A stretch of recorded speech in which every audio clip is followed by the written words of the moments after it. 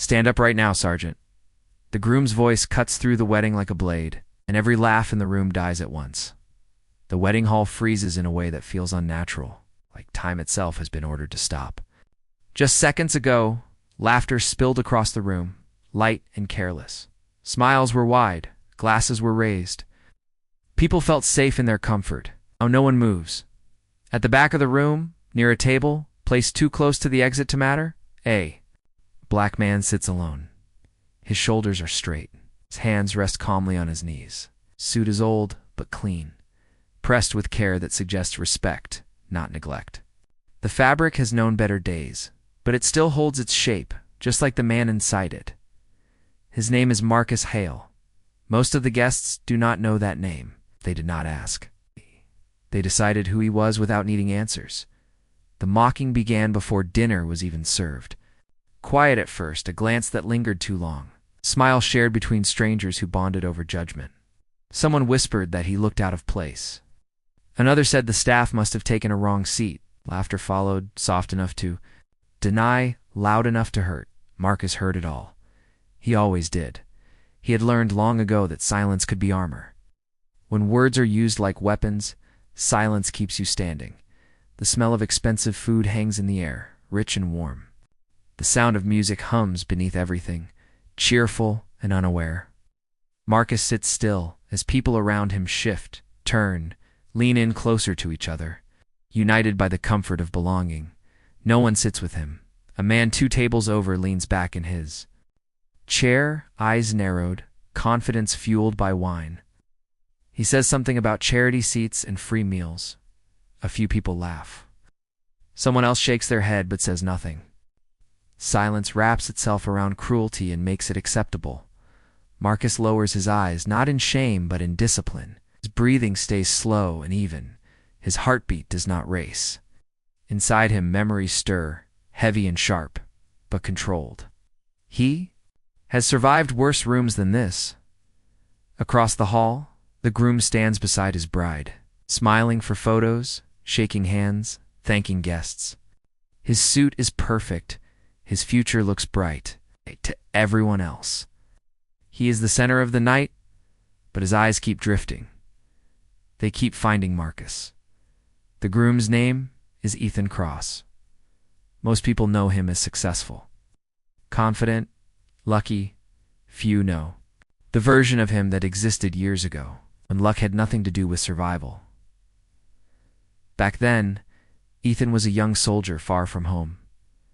The air burned his lungs. Ground shook more often than it stayed still. Nights stretched long and heavy, filled with thoughts that would not quiet. Fear was not a moment. It was a constant presence. Ethan remembers the smell of dust and metal. He remembers the way his hands shook when he tried to hide it. He remembers the night when everything went wrong. Confusion, darkness, a sudden threat. That arrived without warning. Ethan froze. Not because he lacked courage, but because the human mind sometimes stops before the body can move. In that pause, everything could have ended. Then a hand grabbed him hard and pulled him down. A body shielded his own. Voice cut through the chaos, steady and unbreakable. Breathe. Stay with me. Follow my lead. That voice belonged to Marcus Hale. Back. Then, Marcus was not a man sitting alone at a wedding. He was a leader, a protector. He's the one who noticed when others were slipping. He carried responsibility like it was part of his spine. He never raised his voice unless it mattered. He never asked for praise. He saved Ethan's life that night, not just with action, but with presence. After that, Marcus watched Ethan closely.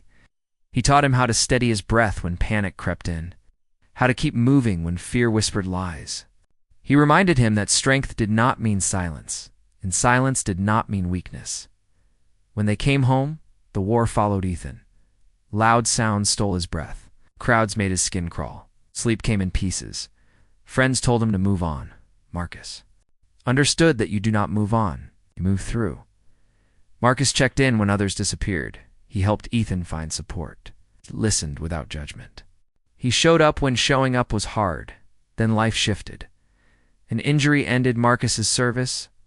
Medical appointments piled up. Work became unstable. Loss came quietly but often. His mother passed, leaving an empty space that echoed louder than any battlefield. Marcus withdrew, not from anger, but from exhaustion. Pride kept him quiet. Shame kept him distant. Ethan tried to reach him, again and again. Months later, Ethan found him volunteering at a small community center, sweeping floors unnoticed. Marcus looked up and nodded once, as if he had been expecting. Ethan asked him to come to the wedding. Marcus hesitated. Ethan insisted. "You stood with me when I could not stand. You will stand with me now." So Marcus came. Back in the reception hall, the mocking grows bolder. A man closer now looks Marcus up and down and mutters that the wedding must be open to anyone these days. Someone snorts. Another laughs too loudly. Trying to impress, Marcus stays seated. His hands tighten once, then relax. His jaw sets, then softens. He does not react because reacting would give them power. Across the room, Ethan watches. Something inside him shifts. He steps away from the head. Table, the bride notices the change in his posture. The smile fades from his face, replaced by something firm and focused. She does not stop him. She trusts the look in his eyes. Ethan walks through the room. Conversations trail off as people notice him moving with purpose. Some straighten in their seats, expecting attention. Others smile, ready to perform politeness. Ethan stops in front of Marcus. The room holds its breath. Marcus looks up slowly. His eyes meet Ethan's, and in that brief moment, years of shared experience pass between them without a word. Then Ethan speaks. "Stand up right now, Sergeant." The word sergeant lands with weight. It cuts through the air and settles into every corner of the room. Marcus rises. He does it slowly, deliberately, like muscle memory guiding him. His posture straightens fully, his shoulders square. Ow. The man who stood up is not different from the man who was sitting. He is simply revealed. Silence floods the room. Ethan takes one step back. His right hand lifts with precision, sharp and exact. A command salute, perfect in form. Heavy with meaning, every guest freezes. Some do not understand yet, others do. Faces drain of color, smiles vanish. A few people feel heat rise to their cheeks as realization hits. Ethan holds the salute long enough for discomfort to bloom. Then, he lowers his hand and speaks, his voice calm, steady, shaken. "This man saved my life." The words land and do not bounce. Ethan continues, "Because the truth deserves space. He carried me when fear tried to break me. He brought me home when I was lost. He asked for nothing. And tonight you mocked him. The room feels smaller now. The walls seem closer. People who laughed stare at the floor. People who stayed silent feel the weight of their choice, Ethan's. Voice does not rise. If you cannot respect him, you do not respect me." The meaning is clear. No argument, no escape. Marcus stands still, eyes forward. His chest tightens, but his face remains calm. This moment is not about pride. It is about honor. The bride steps forward. Her eyes shine with emotion she does not hide. She looks at Marcus with gratitude and reverence and reaches for his hand gently. "Thank you." Around them, something changes. One person stands, then another. Then another. Not applause. Not noise. A room full of people standing in silence, respect made visible. The man who laughed the loudest stays seated, frozen in the knowledge of what he revealed about himself. Others shift awkwardly, wishing they could rewind time. Marcus breathes. And slowly, Ethan leans closer, voice low. "You are not alone anymore." Marcus nods once. "I never was. I just forgot." The words are quiet, but they carry weight. The rest of the night unfolds differently. Chairs are moved. Space is made.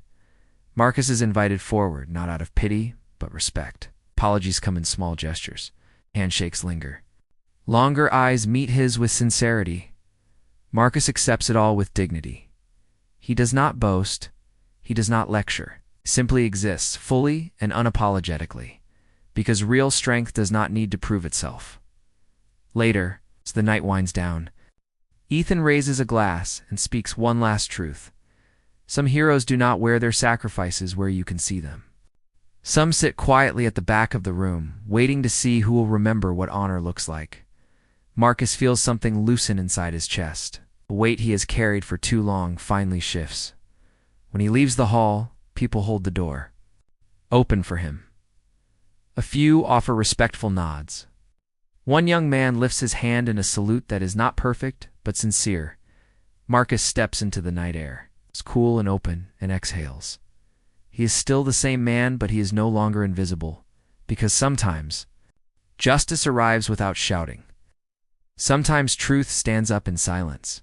And sometimes one command salute is enough to remind the world how to honor those who carried it when no one was watching. If this story moved you, comment where you are watching from and what moment stayed with you. Share your thoughts and subscribe for more stories that honor quiet strength, real sacrifice, and the heroes we too often overlook.